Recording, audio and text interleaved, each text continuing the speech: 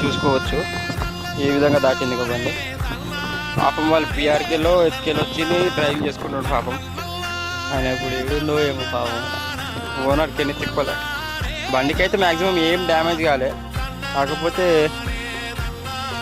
గుంజడానికి తిప్పలు ఉంది. ఎందుకంటే ఎక్కడానికి కష్టం ఉంది, మన రూట్ అది కాబట్టి. ట్రైన్ అయితేనే మ్యాక్సిమం వస్తుంది, లేదంటే ట్యూషన్ కడితే ఎక్కడానికి కష్టం వెహికల్. ఎందుకంటే ఈయనే కట్టింగ్ ఉంది.